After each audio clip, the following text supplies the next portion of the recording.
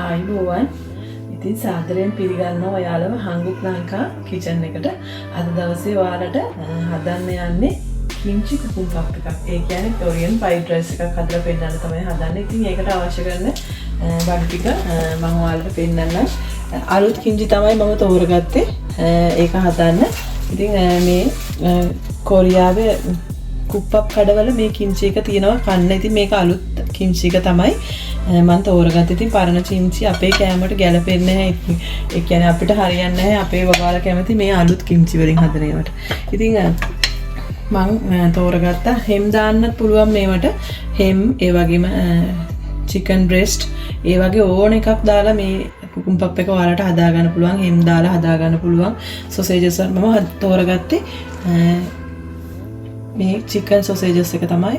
ඒ වගේම ලුණු, සීනි, ලුණු, ලීස් තෝරගත්තා. ඒ වගේම අපේ රසට හදා ගන්න ඕන හින්දා පොල් තෙල් එක තමයි මම පාවිච්චි කරන්නේ. ඒ වගේම කුක්කංචාන් එක, චම්කිරම් එක, මේ තල ඇට එකේ කළු එක සුදු එක දෙකෙන් එකක් පාවිච්චි කරන්න පුළුවන්. ඒ වගේම මේ බිත්තර ඔම්ලට් එකක් දාගෙන ඒක උඩින් දාගන්න බත් එකේ අන්තිමට. ඒ වගේම මේ කිම් කොළ කිම් කාරු එක තමයි මම තෝරගත්තේ මේක කුඩු කරලා තියෙන නිසා. ඉතින් ඔන්න ඔය විදිහට තමයි අද දවසේ හදන්න යන්නේ. ඉතින් ඉස්සරම ලිප සාමාන්‍ය ගානට දාගන්නවා. ඊට පස්සේ පොල් තෙල් ස්වල්පයක් මේකට එකතු කරගන්නවා.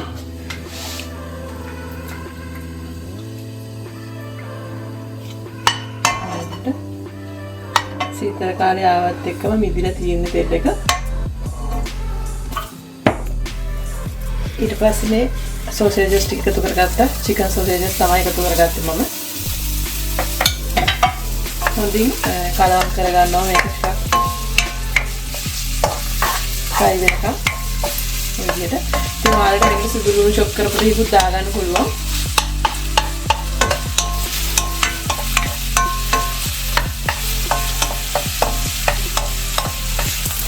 මේ විදිහට විනාඩි දෙකක් පමණ මේ ෆ්‍රයි කරගන්නවා සොසේජස් ටික.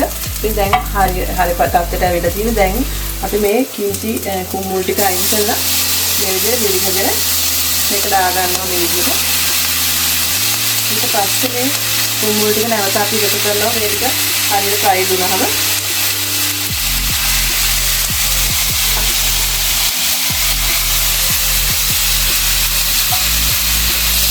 දැන් හොඳින් කලවම් කරගන්නවා. මේක හොඳට ෆ්‍රයි වෙනකම් මේ කිම්චි හොඳට ෆ්‍රයි වුණාම තමයි රසට එන්නේ කුප්පප් එක.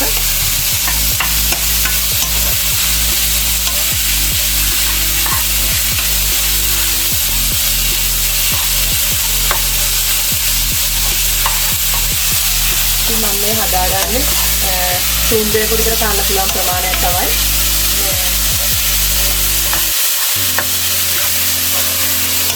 හොඳට ෆ්‍රයි කරන්න යන්න ඕනේ. දැන් මම මේකට ලුණු ටික එකතු කරගන්නවා. ඉතින් ඔයාලට මේ ලුණු මිරිස් නගා හදන්නත් පුළුවන්. මේ තව රස කරගන්න ඕනේ තමයි ලුණු එහෙම එකතු කරගන්නේ. දැන් මේකට මිරිස් ටිකත් එකතු කරගන්නවා.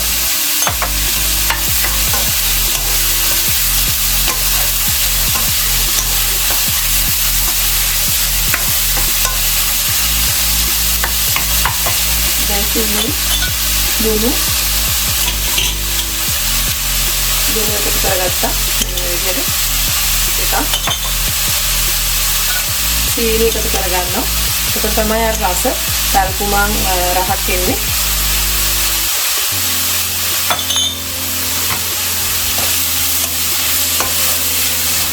දැන් සෝයා සෝස් එක එකතු කරගන්නවා.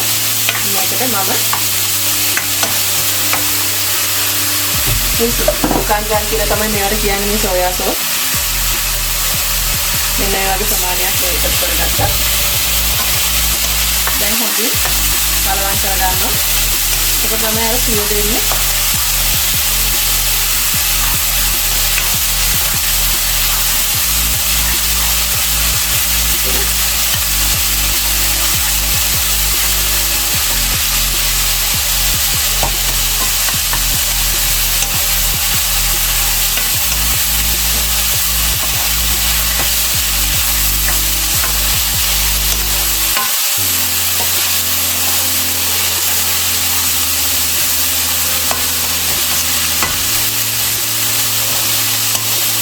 ඔයාලට තව සැරට ඕන නම් මිරිස් කුඩු එකතු කරගන්න පුළුවන්. තව මේකේ පාට එකතු කරගන්න. කිම්චි එක තෝරගන්නකොට හොඳ පාට කිම්චි එකක් තෝරගන්න.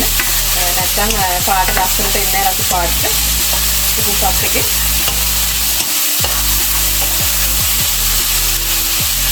දැන් මේකට බත් එකතු කරගන්නවා.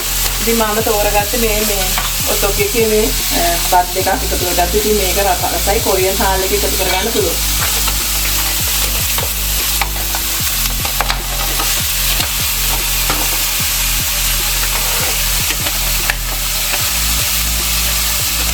මේක විනාඩි 4 30ක් කට් කරලා තමයි ගත්තේ. සංගායනේ එකේ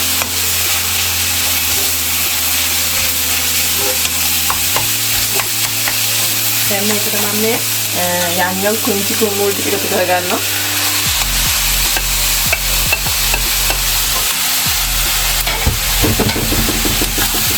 දැන් හොඳින් කලවම් කරගන්නවා.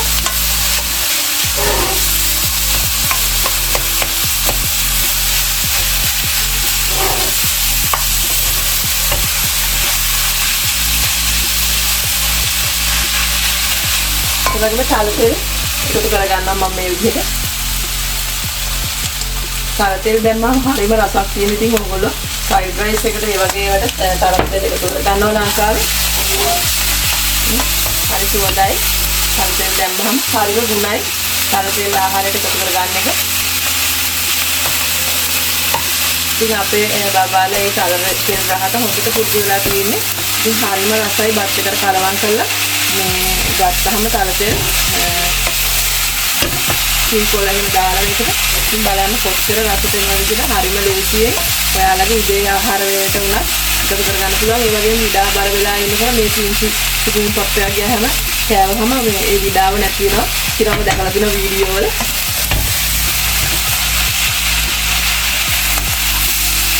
කන්න බැරි ඉන්නවා ඉස්සරහ.